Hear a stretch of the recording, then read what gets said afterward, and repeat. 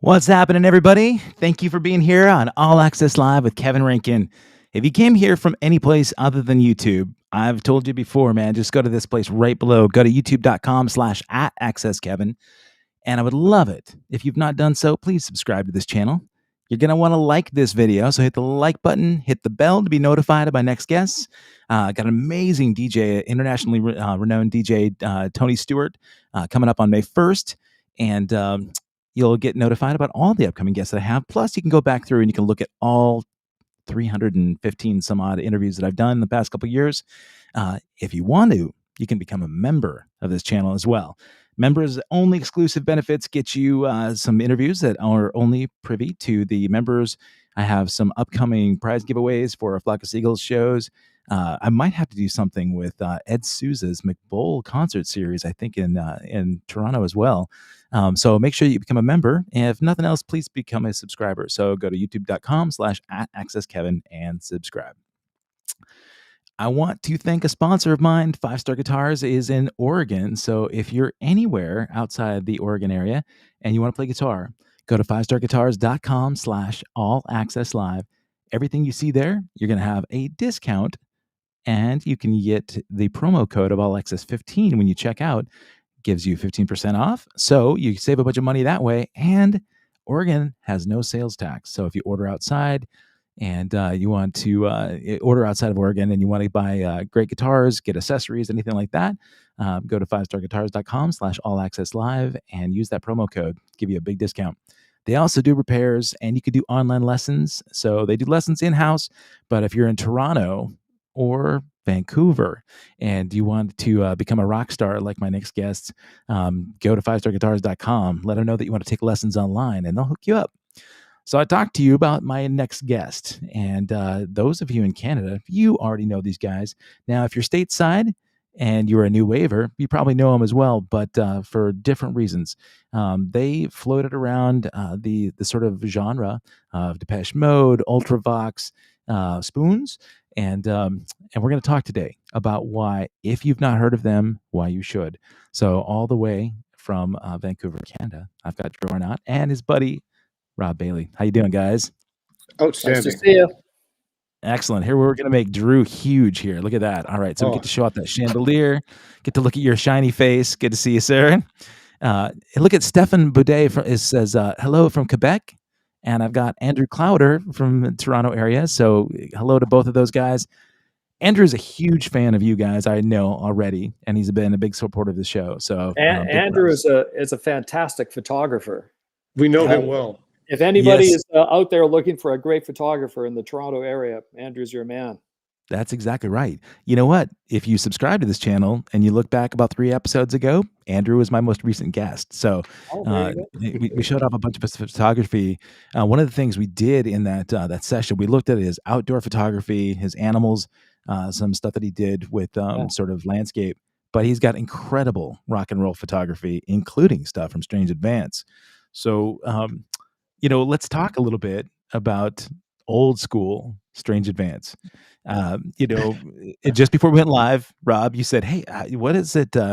How is it that maybe some people down in the United States would know Strange Advance? And as I alluded to, I didn't mean to categorize you with other bands, but I think during that era, the new wave thing, people that really got into bands like New Order and Depeche Mode and Ultravox. I was a massive Ultravox fan. That's where I really felt like I developed the connection with Strange Advance. And people like Ed Souza in Toronto, who has his incredible concert series, he raved about you, and so I had to dig deeper. So when we love Ed, and in those I guess 80s, the check cleared. So yeah. Well, he paid you in loonies. I don't know what that's all about, but I'm curious about like those days when you guys started out, because I know that stylistically I hear a bunch of influences, and I mentioned some of them, but I know that you guys are massive Bowie fans too, right? So do you feel like that was maybe the sort of catalyst and to get into that style? Yeah, Bowie was the thing that brought Darryl, our original vocalist, and I together. We both loved Bowie to death, and I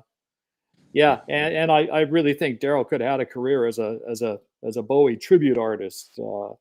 he did a great Bowie impersonation. But you talk about the '80s and the new wave and all that kind of stuff, and the reason we kind of got lumped into that was because we like synthesizers and we like sequencers, and but it's laughable because like people always would think, okay, well, these guys are technically cutting edge.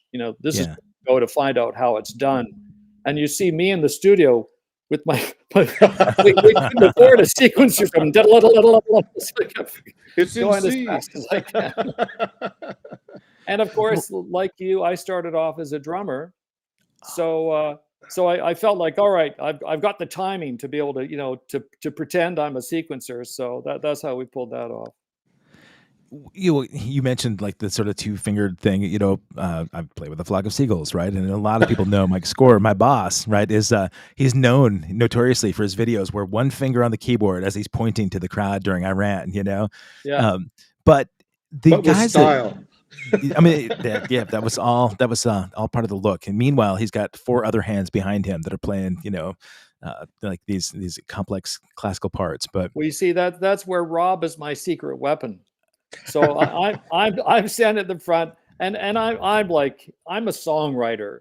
I'm not a keyboard player, but I play one on stage. But whereas Rob in the back there was like, Rob, can you play this part? And can you add that part to it? It's like, I've only got 2 hands, Drew. So yeah.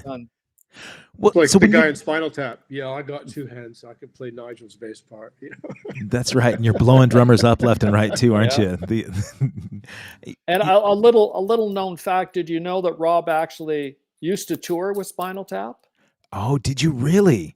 Well, not exactly. Actually, more correctly, I was the keyboard tech on the Vancouver leg of their Canadian tour, which happened all in one day.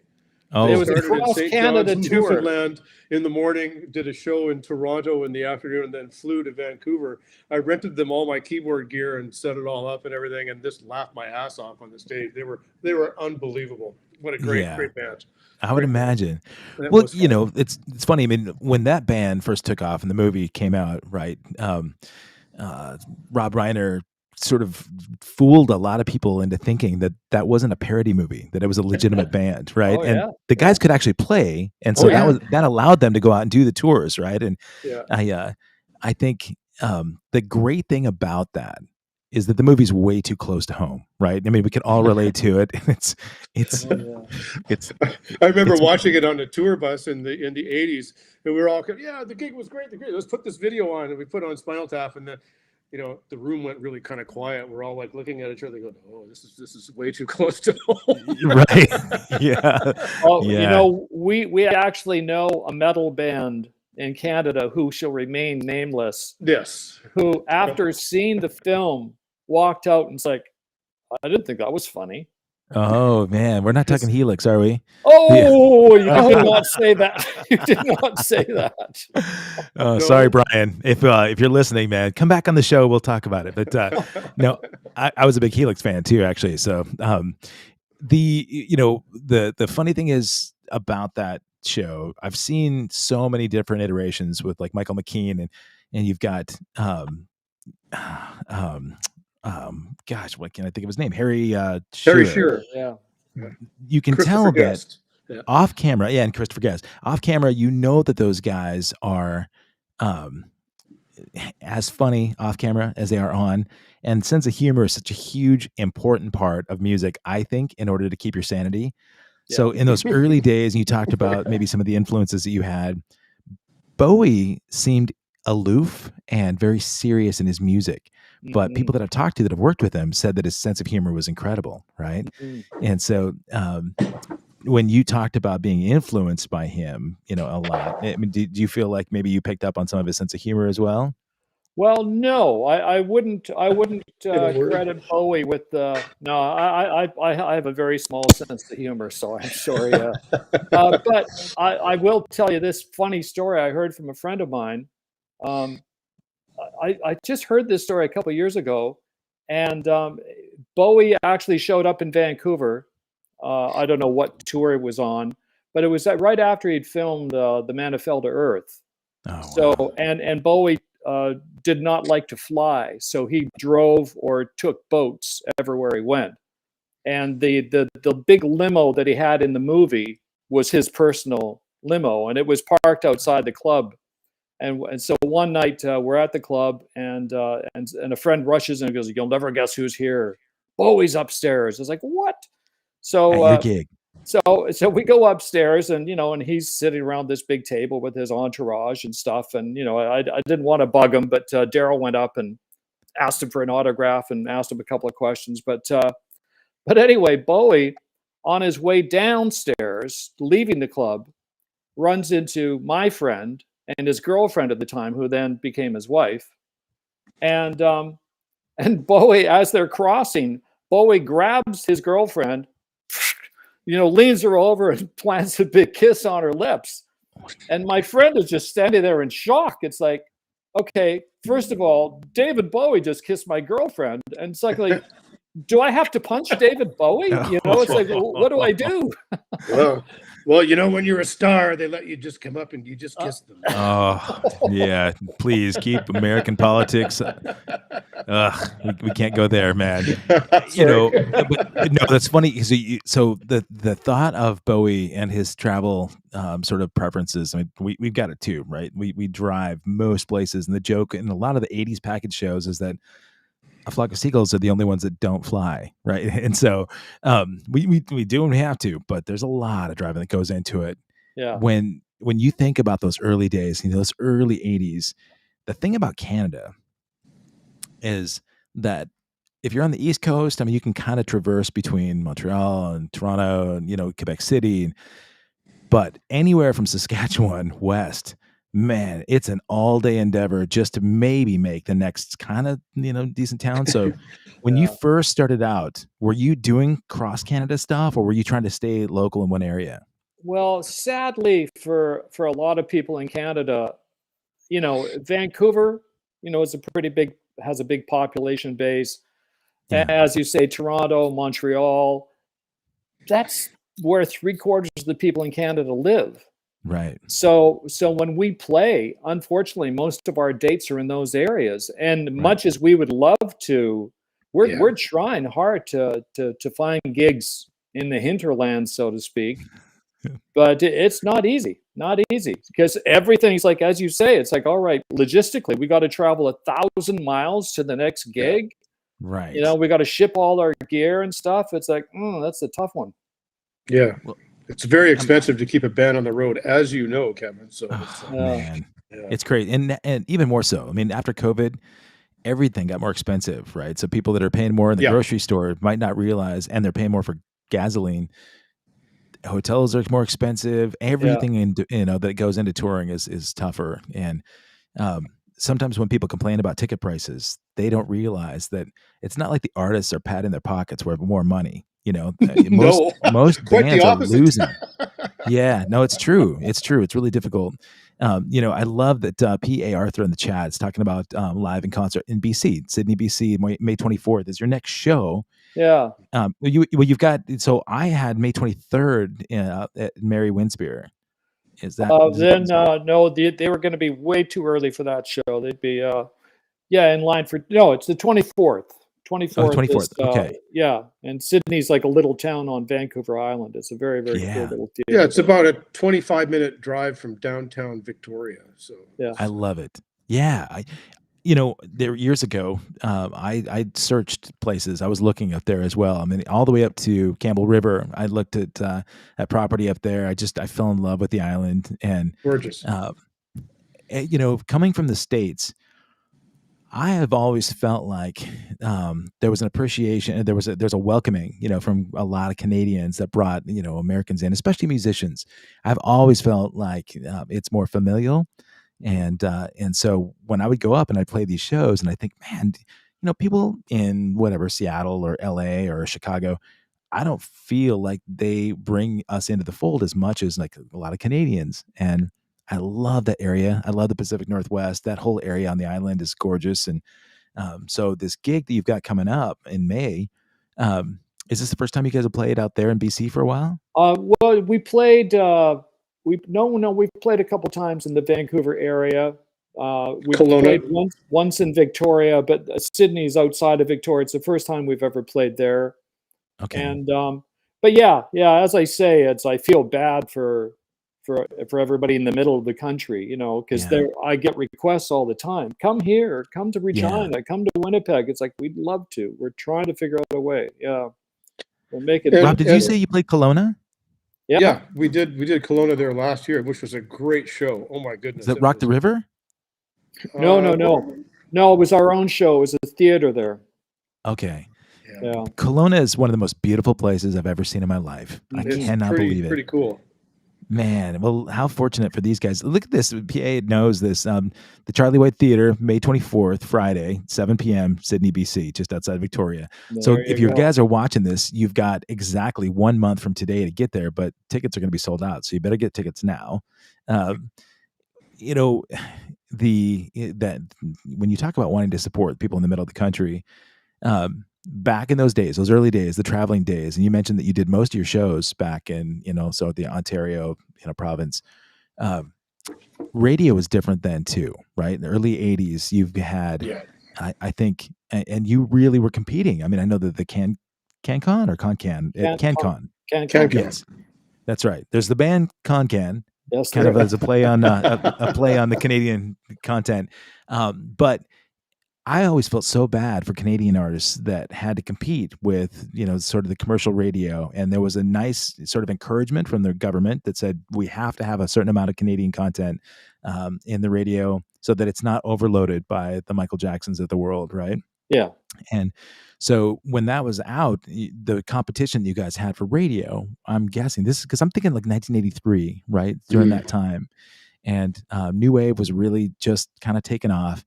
You had Howard Jones, I think at that point was really starting to break. And the Duran Duran, I think, was just about ready to blow up as well, right? So, artists like that kind of took over American radio and British radio, I think.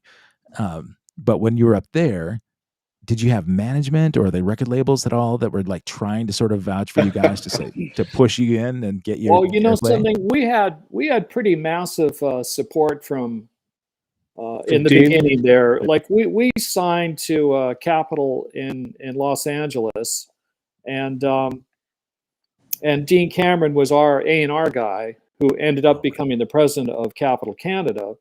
Yeah. But the way it works in the music business and the record business, first album comes out, the rave reviews are in, we love these guys. We're totally behind these guys.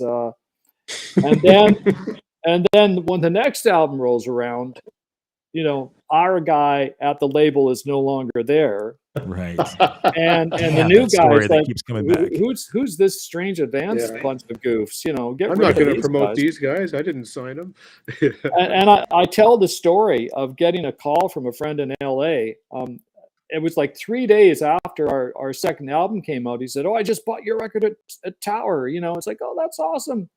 In the delete bin. It's like, what? Are you kidding me? Oh, man. Yeah. So it can be a brutal business, but let's face it, anybody who has any degree of success, good for you. My hat's off to you. It's not an easy gig to make work. Well, it was funny too, because the categorizing, I always hear Strange Advance in the context of the new wave bands, right? Yeah. And Drew, maybe you can speak to this. I don't think that Strange Advance ever was a new wave band, but but because of the synthesizers, you kind of got like lumped into that thing. Yeah. I thought it was much more cinematic and grandiose than your average. Yeah. Well, my dirty little secret is that I grew up listening to prog rock. Yeah. That was where I came from. And then of course Bowie, it took me off in a different direction, along with T-Rex and Mott the Hoople and all those guys at the time. Sure. And so that sort of brought out the lighter, poppier side, but I like big epic tunes and things, and I was a big fan of the Rick Wakeman era of Yes and Genesis. and of course Genesis, King Crimson, all those people. I just adore them. Yeah, I was going to ask about that because I can hear prog influences in the band for sure. Another band that sort of from another Canadian band that I felt like had those kinds of influences. I had Michael Sadler on the show from Saga. Yeah, Saga. Yeah. And and what a wonderful dude. And just you can tell that he took those influences but made them his own. And I hear the same thing with you guys. That it didn't sound like you borrowed so deeply from the well that it didn't give you your own identity. And the way the music industry was at that point too. Yeah, my own band in particular, I think about how so much was the focus of the aesthetic, right? The image thing. I mean, you had the flock of seagulls hair, and you had the pointy shoulders, and you had the gimmick kind of stuff that maybe took away from the musicality. Plus MTV had played a big role in that. Huge. Oh, yeah. Well, I mean, probably the entire role, right? Because at that point, that's where the A&R guys were realizing, okay, we have eyeballs to impress now. It's not just ears anymore, right? And so where the aesthetics were really important before were album art and maybe some of the visuals that kind of came along with what the band, the iconic representation of the band. Now when you had video and they had advertising campaigns that were about wardrobe and makeup, and hairstyle. When that stuff happened, then it sort of drove music eventually towards like the glam rock stuff in the 80s, the Sunset Strip era, where it was all about aesthetic and less about the musicality. I was a massive fan of that genre, at that point, because I was a small town kid in Montana.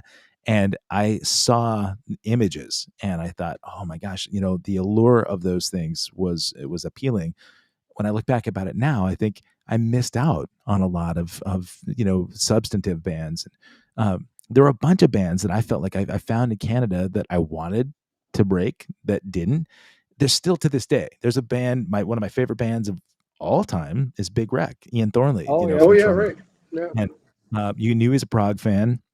One of the greatest guitarists I've seen. And I am like a giddy kid when I see them. And I think just like, we've talked, like I talked to Perry, your social media manager, your tour manager, about Strange Advance, about how when you're just about to break, like when Worlds Away came out, and you have this fan base that's so into you and they follow you and they will fight to the death to make sure that people know about Strange Advance. But they also own a piece of you in their mind, right? They feel like this is my secret little band. This is my band that I don't want people to find out about, because then we lose the special factor. Right. I got to say, if I may, because I know Drew's got lots of stories about how people have come up and said how much that the music has meant to them over the years. But I just want to, we did every single show that we play. There's at least 2 or 3 people that fly in from San Francisco or Texas. We played in Kelowna last year, and we met 3 people who somehow heard about our show. They flew in from Washington, D.C. Yeah. And it was, I can't believe you guys are playing. This is so great. And it's a classic case of those who like it a lot, which they really do. It really warms the heart, but Drew, you've had so many people come up and go, actually in tears going, this meant so much to me when I was going through cancer or something like that. It's fantastic to hear that. Yeah, no, you do hear a lot of really heartwarming stories, and it's a big reason I get so much satisfaction out of going out there, these days is, to actually, because back in the 80s, you weren't really mingling with the fans as much. There was a divide between, if you're on stage, you're there, and the poor fans are over there. And now it's, especially with social media, people can reach out and they can actually talk to you. It's cool. Yeah. It's very cool for them. I would have just shit my pants if I could have just like, dear David Bowie, how's it going? I wrote a new song. It's like, wow, it's going very well. Thank you, Drew. It's like, what? Are you kidding me? Yeah. Well, okay. So you say that as if it's everybody that does that. But Drew, I'll tell you, the reason that people feel so connected is that the music was important and special to them then.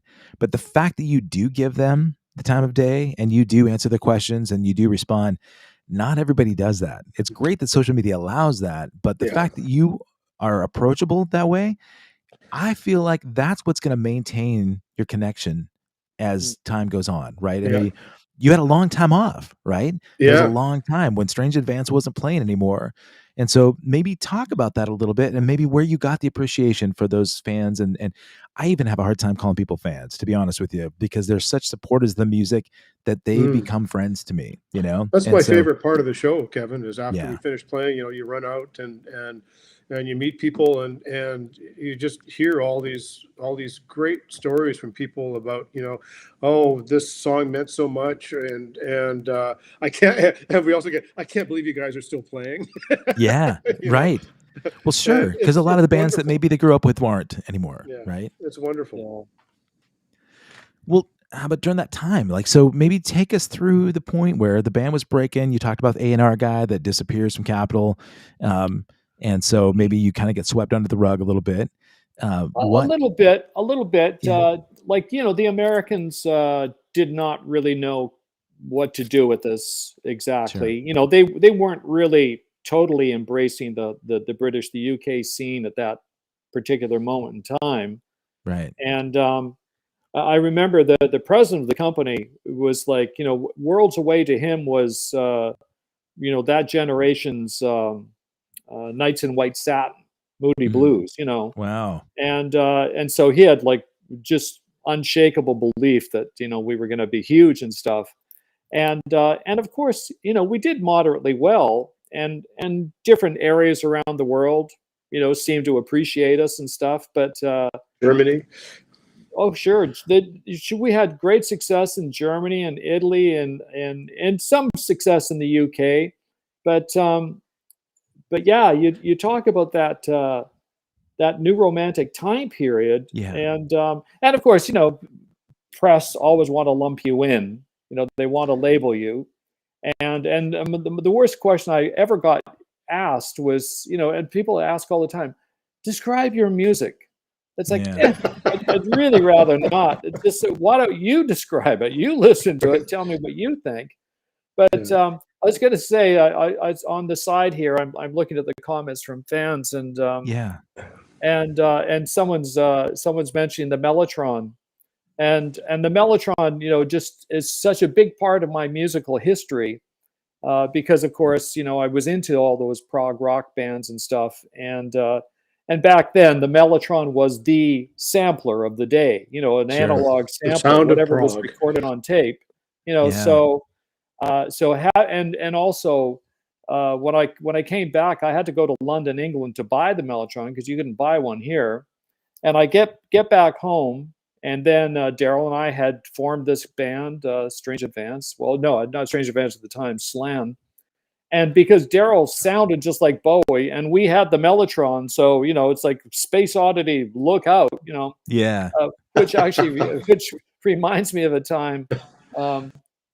Vancouver was a pretty happening place at various points in time, and at that in the 70s, it was sort of the home to Heart, the group Yeah. Heart, and we were playing with them. As a matter of fact, at the same club Bowie came to, Oil Can Harry's, and somebody, we were opening for Heart.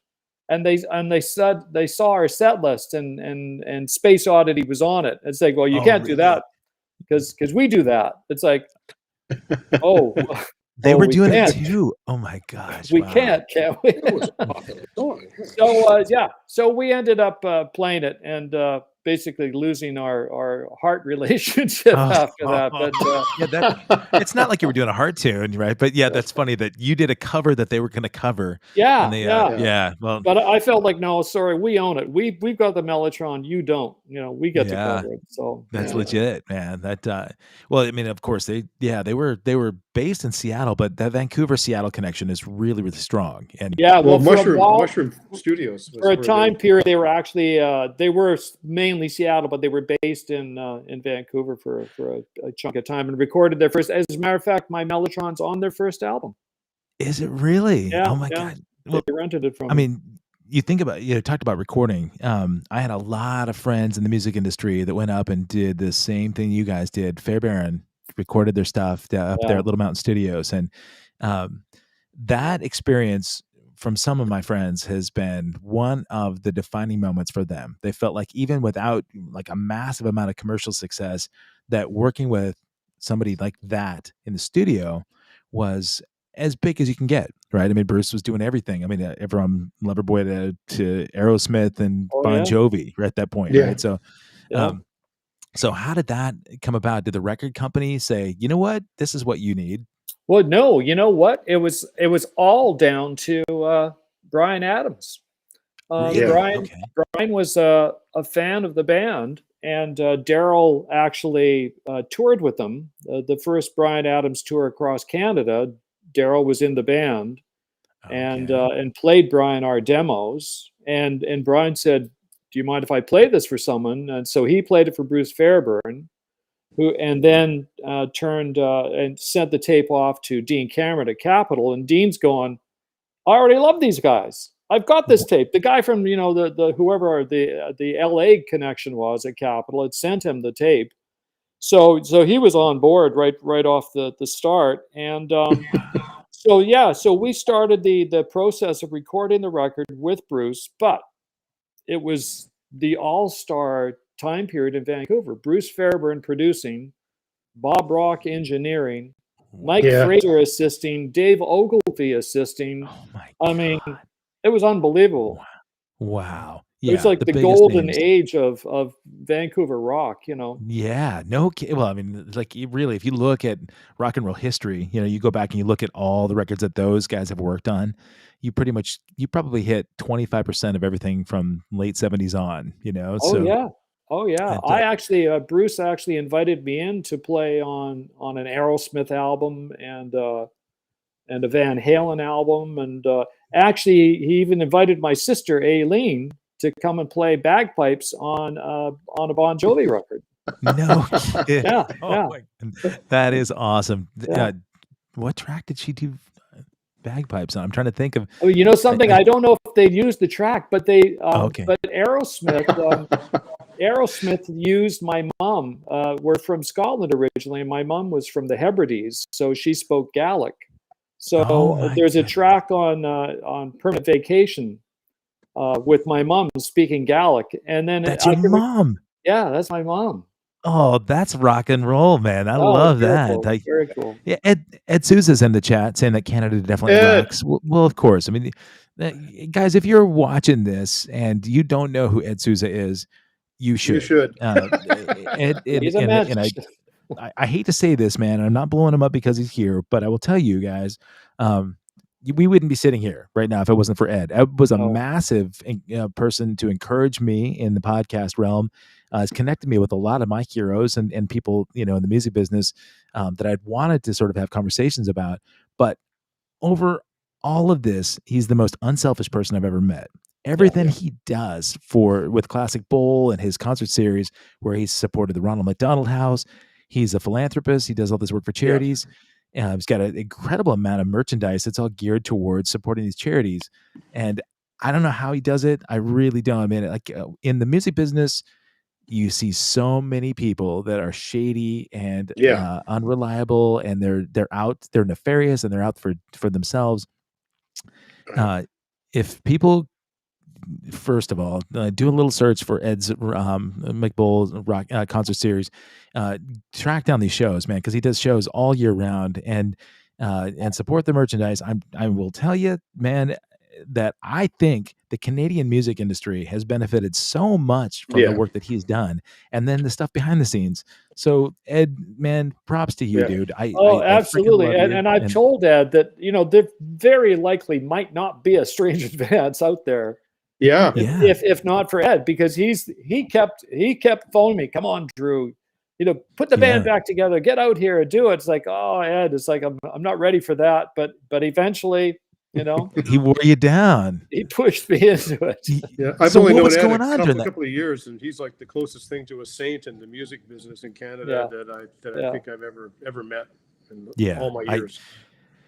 It's remarkable to me, and when I first met him, you could tell the genuine sincerity and authenticity is so solid. So, man, I think every artist that has worked with him knows this. He takes great care of the artists, and he just values the relationship between appreciators, I don't want to call them fans, but patrons, that the experience for that patrons can get, where they can do those intimate up close shows at his the little stage there at the McBull, and Yeah.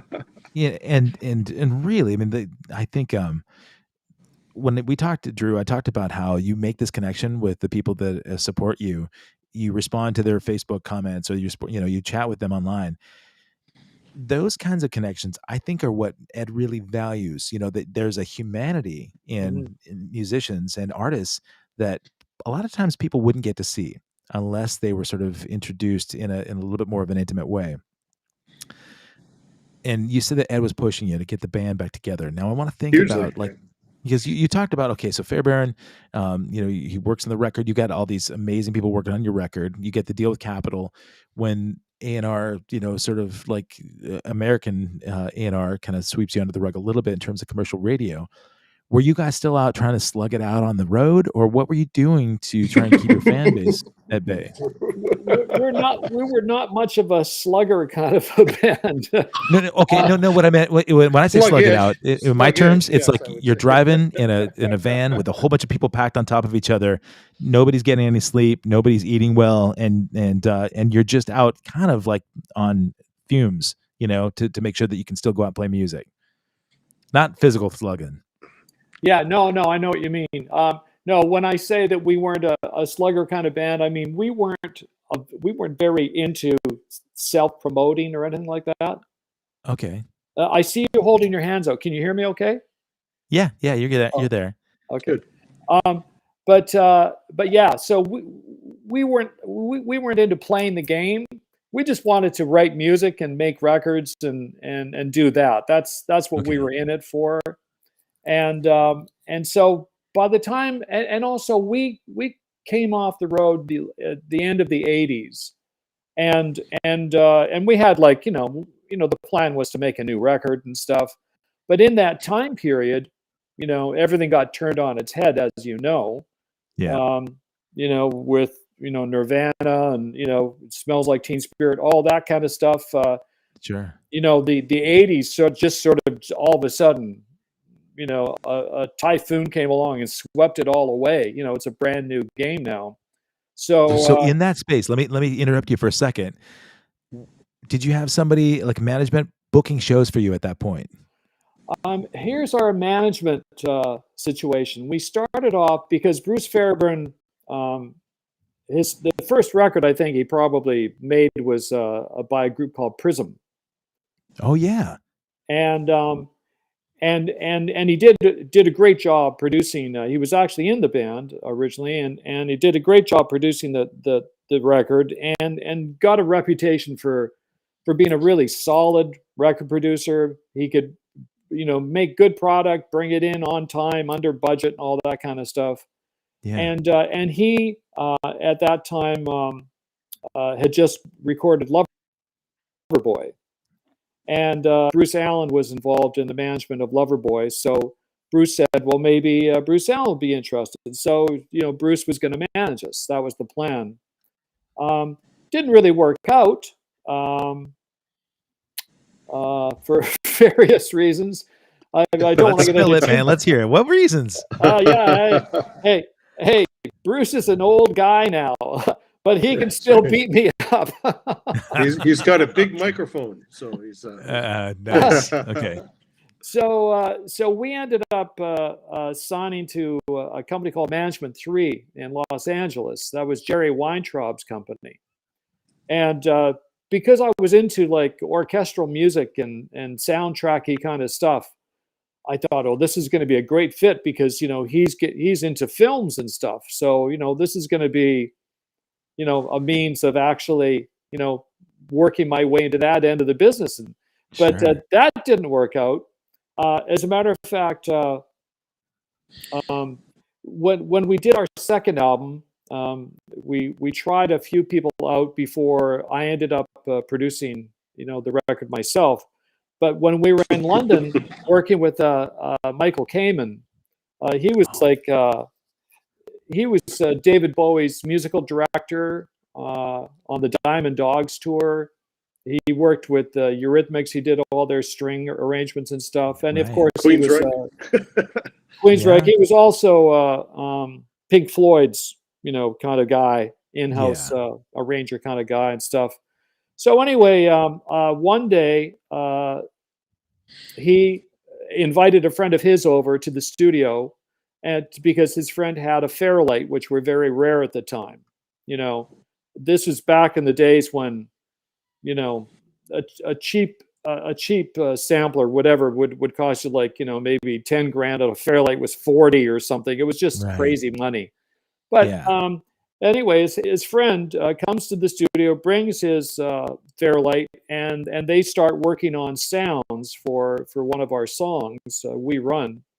His friend, by the way, was Hans Zimmer. So there's two like really big heavyweight soundtrack. I was going to bring him up in our conversation. Yes. Yeah. Okay. And I'm watching them work, and it was just like, you know how sometimes the light bulb goes on. Well, this light bulb went off, because it's like, I cannot do this. I'm watching the pros do it. I can't work like that.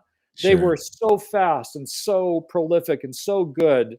Yeah. And I'm good, but I'm slow, real slow. That's just called meticulous. Yeah, sure. That's what I am. I'm meticulous. So, but anyway, nobody would sit around for the 5 years it would take me to come up with a soundtrack. But so that was the end of my soundtrack dreams.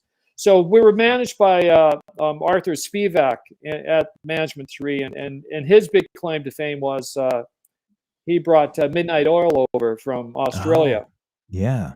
And but anyway, we ended up dropping him, and so we were like a lot of our career we were in between management. Okay. And that, I think that really hurt us, because Sure. I was making management decisions, and I, just for the record, am not a manager and don't know what I'm doing. Nor do I portray one on television. That's a lot of hats to wear, man, for sure. Oh, yeah. Well, for instance, We Run had just been released in Germany. It was in the charts. And they said, you got to get over here. You got to promote. We got to get this thing up to into the top 10 and stuff. And at the same time, this was after our second album. Well, we hadn't actually toured yet. After our first album, Darryl's dad passed away in the middle of rehearsals. And so we ended up not touring the first album. and which is kind of a shame, because everybody gets to experience 4 or 5, 6 guys crammed into a station wagon or a little van or something and driving across. Well, we didn't get to do that. We didn't get to open up for ZZ Top and have people get off the stage, you suck. Throwing beer bottles at you. We didn't get to learn stagecraft and stuff. So the first time we played Toronto was for 12,000 people. It's like, wow. And keep in mind, I used to be the drummer. I used to be sitting in the back, quite happily. It's like, oh, you fellows out in the front of the stage, you take care of the crowds and you deal with it. Yeah. Now here I am. It's like, oh, I got to play keyboards and I got to sing at the same time. It's like, oh, how do I do this? So anyway, it was. I've lost track of where my story was going. I'll bring you back around. You mentioned that Germany, We Run came out. Germany said, "Hey, you need to get over here and tour." Yeah. So after the second album, we're planning a big Canadian tour, and the Germans are going, "Yeah, no, forget that. Come over to Germany." And we're going, sure. But what they wanted us to do, what the record company wanted us to do, was go to Germany. Just Darryl and I do a promotional tour, come back, join the rest of the band who had been rehearsing without us, and we would have 2 days rehearsal, and then we're off on tour. I'm going, no, 2 days rehearsal. I don't think so. Yeah. So my management decision was, blow off Germany, focus on doing a good job for the Canadians, not realizing that a good manager would have said, we're going to Germany, and we'll postpone the Canadian tour for a month or whatever, because you can work for the Beatles. Yeah. So anyway, all sorts of reasons like that, maybe we could have done a little better, but as I say, I've been very happy with the way things have worked out. Sure. Well, this conversation, this part of the conversation started when I was asking about booking. I was asking if you had a manager booking or somebody booking shows, because one of the fascinating things for me, I mean, it's kind of sad, but we've all seen a million stories about what happened to bands that were, pivotal in the 80s, that when the 90s grunge scene came along, it erased a massive opportunity for a lot of those bands that established themselves. Mhm. And so I love to find out from people, all right, what was the point where if somebody was booking for you and you're playing places 5, 6, 7, 10,000, whatever, in Toronto, and then all of a sudden management calls and says, hey, you know what? We had a booking at the Commodore Ballroom there in Vancouver, but we can't seem to get in there because Soundgarden or Alice in Chains or Pearl Jam is in there. So we're going to put you in, Joe's Chicken Shack, and That's right. all of a sudden you've got room for Puppet 100. show and Strange Advance. Total Spinal Tap, right? Those kinds of things, because there's an ego check that happens right then. Oh, you realize there's the defining moment where Smells Like Teen Spirit comes out on MTV, the world gets turned on its ear. Everybody that was sort of establishing themselves, and you mentioned that things were starting to pop, late 80s, all of a sudden the opportunities are fewer. Well, now we were fortunate because we fell within the cracks there, because we weren't touring when it happened. We came off the road with the intention of doing a new album, and then it took 2 or 3 years for us just to kind of get our shit together in terms of our game plan, and by that time things had already turned. And so we weren't actually on the road. Now, that being said, I do remember one time being on the road in the late 80s where our road manager's going, a slight change in plan. The promoter for tomorrow night's gig didn't come up with the deposit or whatever, or he's gone bankrupt or something. But don't worry, I found another gig for us. Yeah. This is where Spinal Tap is actually a documentary. Right? Oh yeah. We roll up to the to the roller rink, and it's like, and there's our name on the side of this roller rink. Whatever little town, proud to present Strange Event. We're playing at a roller rink. Are you kidding? And it was hilarious. You mentioned taking a couple years to get your shit together. You're working a day job during that time? No. You know something? We were successful enough that I didn't actually have to do a real job for the next 10, 15 years. It was pretty good, but there came a point where I actually had to get a real job because royalties are sort of sliding down, and it's like, oh my God, I'm gonna have to get a job or go on a very severe diet. So I ended up having to actually become a civilian again, and that was What'd you do? I drove a handy dart. I drove a bus that's for people that can't use regular transit. If they're in a wheelchair or they can't walk properly, or if they have any issues whatsoever, we would then pick them up and drop them wherever they needed to go. And it was a great job, and I met lots of people. And I really enjoyed it. But that's where the chickens came home to roost, so to speak. Right. It's like that's where my ego took a little bit of a bashing. It's like the chicken strips came home to roost. Yeah, exactly. Right. How about you, Rob? Were there some slim times right there where you ended up working? I played with a Canadian artist, a really great songwriter named Paul Jans in the 80s up until just about 1990, and then started to do some album work and recorded with Alice Cooper, did an album with him, and Queensryche was another one, and I thought, oh, this is so cool, I'm going to be a highly paid studio cat. And then and then you're like the flavor of the month, and then that kind of tails off a little bit. And it dawned on me, much like Drew, I got to get out and get a job. So I got a job as a software engineer at Electronic Arts. Oh, So I right worked at on. Electronic Arts for a decade as their head Wow. audio guy, kind of thing. And yeah, so that was Good gig. interesting and a great education. And thank goodness we decided to resurrect Strange Advance because I really miss playing and just that whole Yeah. vibe of playing music with your friends in front of an audience. And that's the nice thing about this band is we're actually a bunch of really old friends, so there's no weird Yeah. Well, some politics of or us are anything really like that. old. Yeah, well, Yeah. we're shall we say tending towards the mature, I would think. You know, you, But yeah, I mean, I think we all had to, there comes a point when you're into your early 30s and you go, well, I'm not quite as rich as famous as I thought I might have been when I was 22, right. and you have to make some adjustments, and Yeah. some people don't. So people Right. continue to delude themselves, and thankfully I was not one of those. Delusion came much later when we got this band going again. So You know, during that time, it's interesting. When I started doing the show here, I was having conversations with a lot of friends. This started out with bands like Gord Depp from Spoons, who plays we with the love Flogging Gord. Seagulls. He's a great guy, and they're such a One of fun the most, band to play with.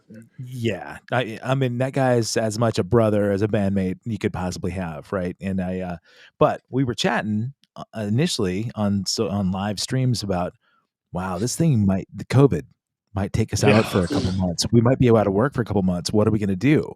Not realizing this is going to be a couple of years of completely turning things on upside down. But what I realized during the time of the show was that the conversations I started having with musicians and athletes and actors and people in the sort of creative space is that what we do oftentimes defines who we are. And so when we were sitting at home, not doing what we were sort of known for, what our identity was, we oftentimes, I myself included, faced an identity crisis. Mm. And so you talk about, the chickens coming home to roost, sort of putting your pride in check and going out and getting a day job. Fans of the band might not realize that they might, sometimes people just might think, well, royalties are going to go on forever and you're just going to keep collecting mailbox money and you've got to have this massive mansion and Rolls Royce, when those are so very few and far between, those kind Yeah. of situations where artists, can rest on their laurels. um, there's a beauty in some of the humbling, right? In Oh having yeah. to sort of Oh, it's a evaluate. great adjustment, actually. But For sure. it's funny, Kevin, because you mentioned that, and as difficult as the COVID years were for people like us, no audiences to play in front of, you couldn't get within 6 feet of each other. It's interesting because a lot of the musicians and actors could redirect their energy and fall back and go, well, I'm going to teach, right? I'm going to Yeah. teach. I'm either going to give music lessons or acting lessons via Zoom. And you could recalibrate your identity through that. The people that was the hardest on, I think, in our business was the crew people. Oh Because yeah. if you were a stagehand or a sound man or a lighting director, where the heck were you going to go to work? Totally. And I think it Yeah. was a lot harder on those people than it was on us. And thankfully, we Yeah. were able to Oh, pull some little teeny rabbit out of the hat. yeah. I even heard of people, committing suicide and stuff. They Yeah. were losing their homes. They were, defaulting on their mortgages and bank loans. And Yeah. it was Yeah. brutal. Yeah. I met some people in the film industry. I was living in Santa Fe, New Mexico last year for a while, and Cool. it was a massive film and TV sort of area there. A lot of TV shows filmed there, and so they have these studios. But when I'd fly into the airports and I'd get like the shuttle buses, back to my place, the drivers were all the guys that had been in the film industry that had Yeah. lost work because of COVID. And they talked about how, like I had to completely put, everything aside, and everything they cared about, sort of was just shoved away, and they just had desperation mode. And so there were organizations. There's a really great merchandise company, Manic Merch, that does a lot of merchandise for artists, and I think they might even have Strange Advance stuff. I might be wrong, but Manic Merch, the founder of that started this Back to the Basement episode, or there's a live stream that had a whole bunch of artists on it, and the funds that were raised through sort of online donations all went to those people, the truck drivers and people that were missing a lot of this work. And it was a one-time event through COVID, but I run into people all the time that saw that, and it opened their eyes to the people behind the scenes. You think about TV and film and theater, where 90% of the people that are working on those things you never even hear about, or more, right? Unless you watch the credits on a movie, you're not realizing that tens of thousands of people have worked on that production. And all those people, you're right, all of those people sort of were swept by the wayside. And it's great that you bring them up, and thankfully some organizations. Thank you, crew. Yeah, man. Actually, we're our own crew, so yeah. Okay, so that's a good transition there, Rob. I was going to ask you. I was asking about the shows and where things went with the booking. You had all this time off, right? So Strange Advance goes away. The royalties dry up. The '90s have killed a lot of the new romantic era, and then sort of an evolution of people that appreciated that music. Then they've come around. They've gotten a little bit older. They've got disposable income. The kids are no longer dependent on them. Maybe the kids have gone off, and so they're able to come out, fly out to shows, and afford to buy tickets again. So where was that transition where Strange Advance then becomes reality again? Well, again, Souza. Exactly. I've got to point to Ed, because he was just insistent. He's like, so many people want to hear your music. They remember you. Come on, get out there.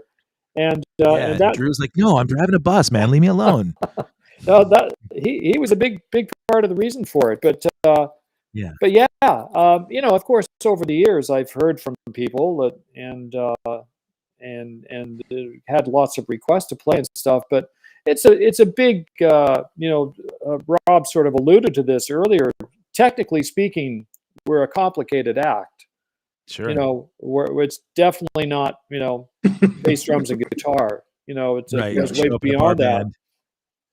So, and something this time out, I really wanted to maximize the experience. I wanted to get as much out of it as I could, because back in the 80s, it was a whirlwind, and especially because, like I say, it didn't go from, we had some interest in the demo, and then we did it right, and then we got some tour and a slow build. It was just like 2 albums, 2 gold records, and then boom, you're out in front of thousands of people, and it was just like I couldn't take it all in, and especially when you talk about the fans and stuff, it's like when we went out there, they were like 15 years old, approximately. Right. And now we go out there, it's like, oh, your grandparents now. Oh my God. Right. It's unbelievable. So, and it's such a trip to actually get to meet all these people that, you encountered fantastic at such a young age. And now here they are, fully fledged adults, still, holding their love for the music in their hearts. So that's awesome. I think it really blew our minds, because we did one show in Vancouver, which is our first show in 30 odd years or something like that, right? Was that right, Drew? Was that, yeah. And then the second show that we did was in Toronto for Ed, and really? to see the people, because I don't know if you know the scenario there, like the audience is very close to the front of the stage. It's like playing in a rec room somewhere, a very large rec room with bowling alleys.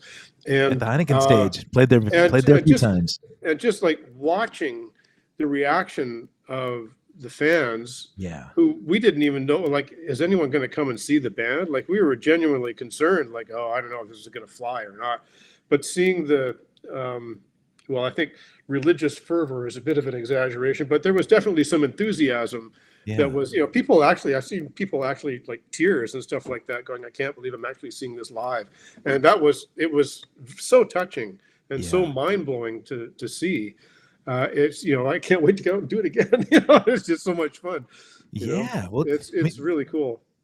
the fact that you guys appreciate that so much, that enthusiasm carries over from you guys to the fans. I'm looking at the chat at the people that are going crazy in this thing. They're talking about, how much, they love to see Rock the new shows. And, like Derek Mansfield talking about just a wonderful band. PA Arthur asked if Strange Advance considered using bagpipes in any new music. You can employ your whole family there, Drew. You can. Oh yeah, yeah, absolutely. But I was going to ask you guys, like, some of these new shows coming up. So I know that you've got the show in Sydney next month on May 24th.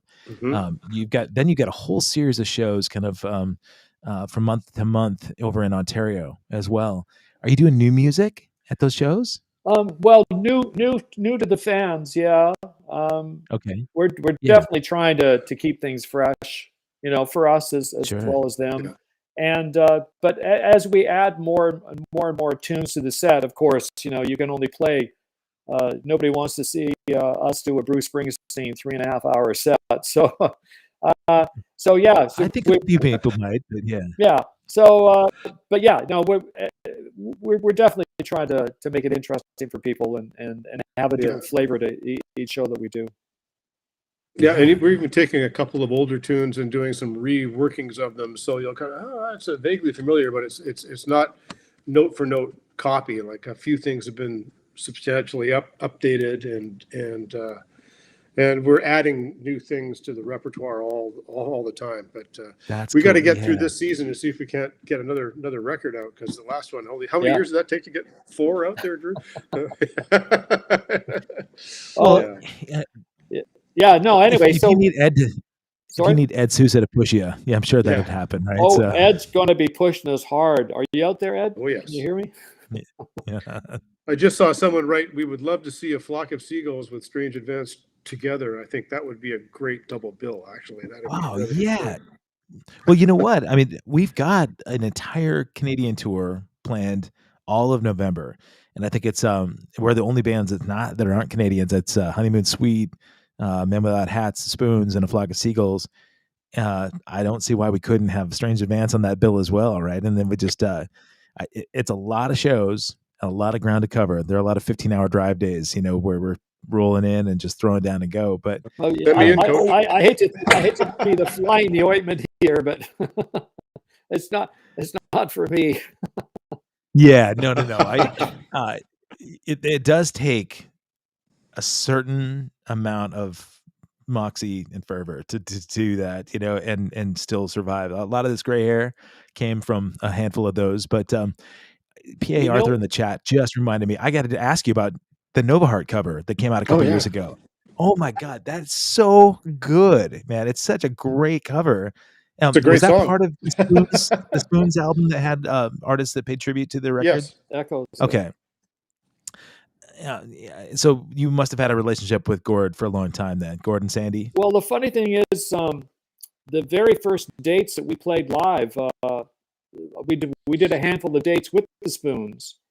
And really? Okay. And so it was we would alternate headlining night to night, and they were awesome. That was the time period where they even toured with a brass section, so we were quite impressed. Really? Yeah. I didn't know that. Oh yeah. Gord is so full of surprises. Oh yeah. That guy, love that kid. Yeah. He when I see pictures from those days, he and Sandy were both just little kids, right? They were teenagers, young, fresh-faced. Yeah. Yeah. And it's not fair that he still looks almost exactly the same, which is he's got some kind of magic potion he drinks, but still a very good looking band. Yes. Yeah, for sure. Yeah, they are and one thing I really appreciate about them, like you, is that when they finish a show, I always see them back at the merch booth. I see them signing autographs, taking photos, a lot of interaction. So the relationship they developed is really key and important to them. I think I see bands that do that, and I really do feel like when I'm looking at the people in the chat here, a lot of people have been following this of Strange Advance for a long time. And I'm guessing, I'm just going to go from some of those responses here, that a lot of these people haven't gotten to see the band in a long time, if ever. They discovered your music and they never got a chance to see you live. Yeah. So when you do this planning. And Drew, you mentioned, that night in, night out, long drives is not for you. What's a perfect scenario? Maybe, first of all, let's talk about the perfect pairing. If there was like sort of an artist alive now that so Bowie wouldn't count, but maybe give me a perfect pairing where Strange Advance could go out with another act, that would be just an opportunity for you to play the right rooms, play for enough people there. Some of these people would be able to come out and see you maybe for the first time. What's the perfect artist or act? Yeah, it's not something I've given a lot of thought to. The first act that jumped into my mind was Tears for Fears. Oh Because yeah, stylistically, or even orchestral maneuver. I love OMD. I was going to say, yeah. OMD would be right up there. But the other act that I was thinking about just recently is Saga. I think Saga would be a really good band for us to play with. Yes. Yeah. Agreed. And Sadler too, man. What a great human being. To me, I love it when you can find great artists and musicians that happen to be just very great characters as well. So that I see some humility and some humor in Michael Sadler as well. I stylistically maybe wouldn't be as sort of parallel in terms of genre, but I know that Ivan and Men Without Hats, is a Canadian band. He's based there on the island now. Had been from Montreal, right?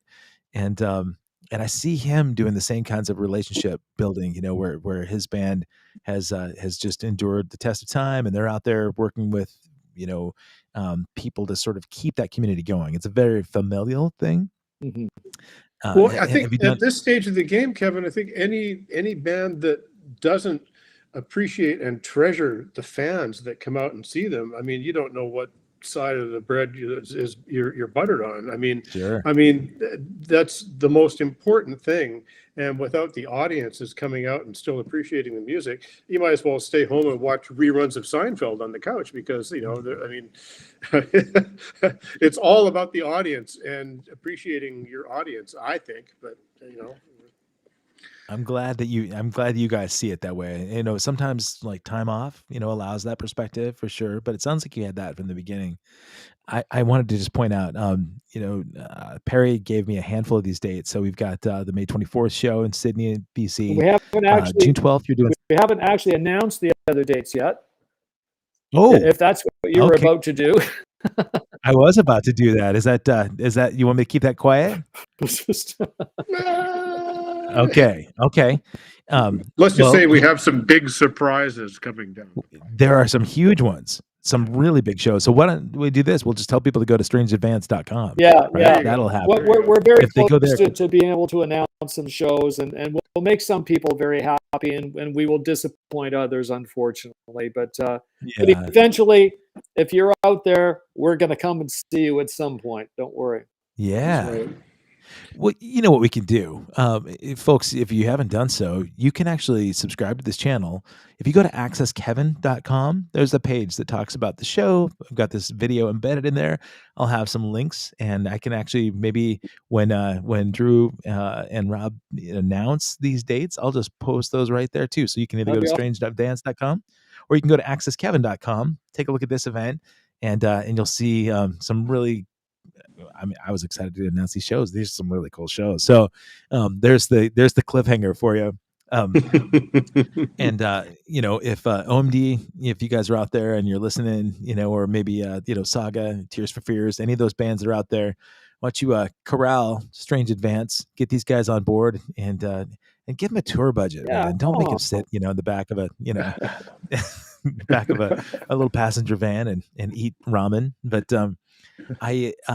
so if we know, okay, so there's some new experiences, the shows coming up. We've got music that you've sort of reimagined.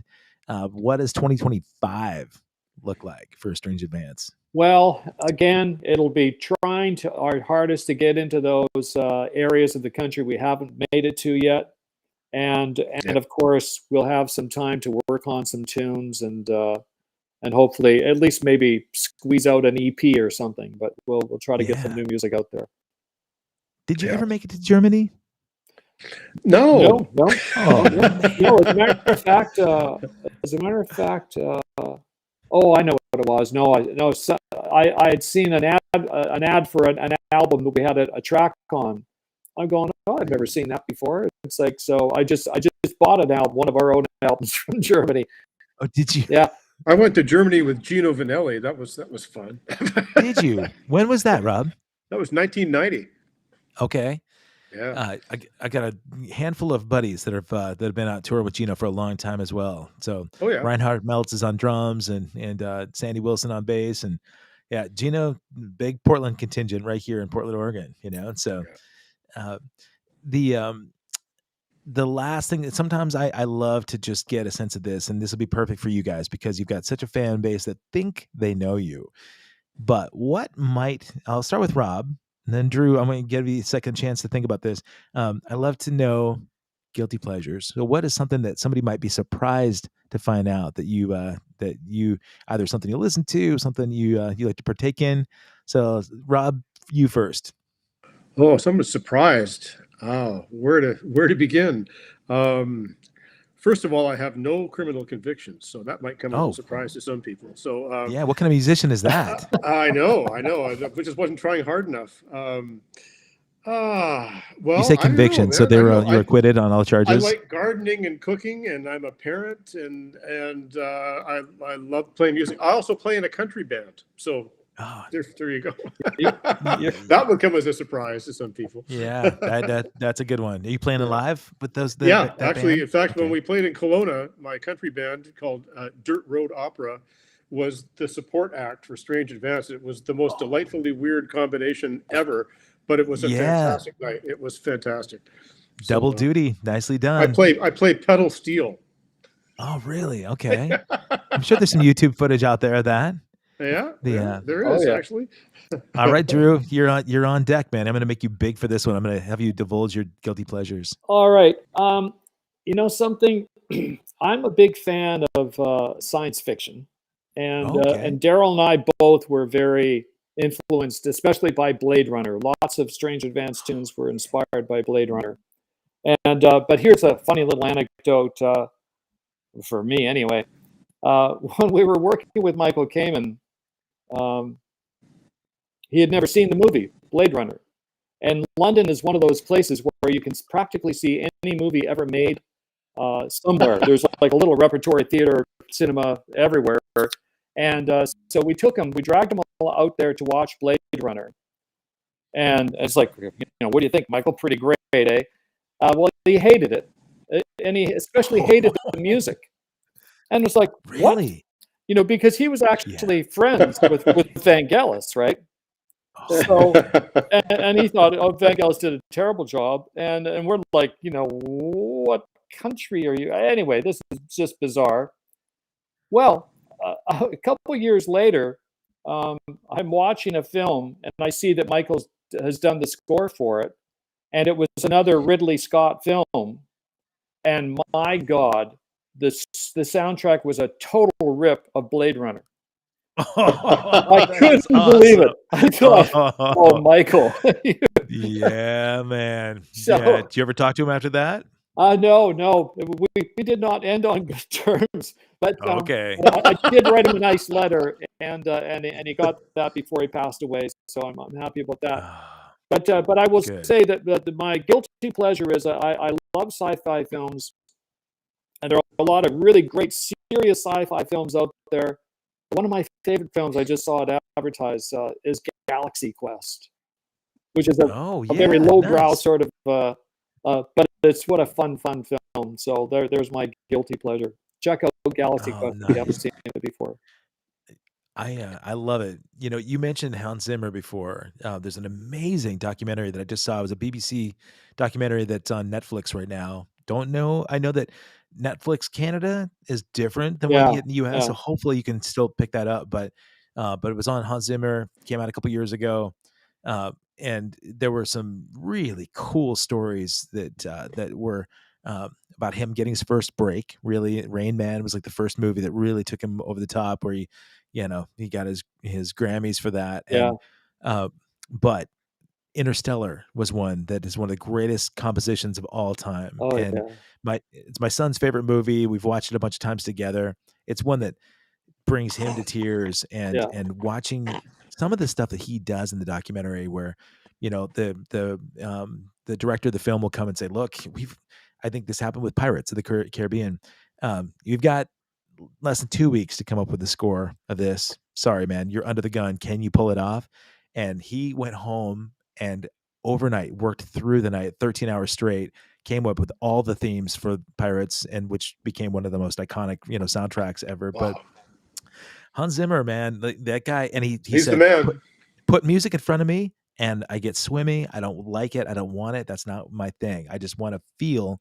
I want to convey what the piece in of film makes you feel, and yeah, he's genius. I mean, probably the greatest, right, of all time that way. So it's unfortunate that maybe your film career didn't work out that way, because I do hear the cinematic part of Strange Advanced music. I mean, it really is atmospheric and cinematic, and I hear, if you Drew is with very humble about his skills as an orchestrator. I think he's just a fantastic orchestrator, and maybe not the flashiest of keyboard players, but boy, everything fits together, and just so it's quite cool. It's been fun to play all that stuff.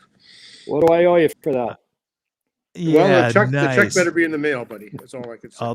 Man, you've got some good fans here in the chat. So they said that show that we just talked about on May 24th in Sydney, tickets are 75% sold out already. So you got 30 days, guys, to get out there, and those tickets are going to be long gone. So make sure you get the tickets for the Sydney show.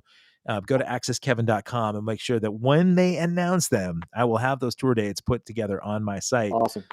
If you came here late, you guys, do me a favor, go back. There's so much fun stuff. And between these two guys, you can tell that the banter on camera is probably as fun on stage, and whatever touring mechanism that they have to get you to these these great towns. Do me a favor, go to youtube.com/@accesskevin and subscribe to the channel. I see a lot of you guys on Facebook right now. So open up a new tab in your browser, go to YouTube, find this channel, subscribe, and then go back and watch it. And if you do that, there's a section, the best of the 80s. I think you'll probably find a lot of the conversations that the guys that we talked about. Michael Sadler, we've got Ivan from Men Without Hats, we've got Ed Souza in there, Andrew Clowder is in there as well. So a lot of artists that you guys have loved. And I've really enjoyed getting to meet a bunch of you guys here. And Rob and Drew, this is the first time I've ever gotten a chance to talk to you guys. This is fun as hell. I love you guys, man. This is awesome. Great to connect, Kevin. Thanks a lot for the great chat and some really good questions. And one of my biggest hopes is sometime we can do a gig together. That'd be fantastic. So cool, man. Yes. Well, we got shows coming up, so if we're not doing them all together, let's get in touch when I get in town, and let's break bread together. Sound good? That's good. Love it. Thanks, Kevin. Awesome. All right, you guys, have a beautiful day. Thank you again for coming.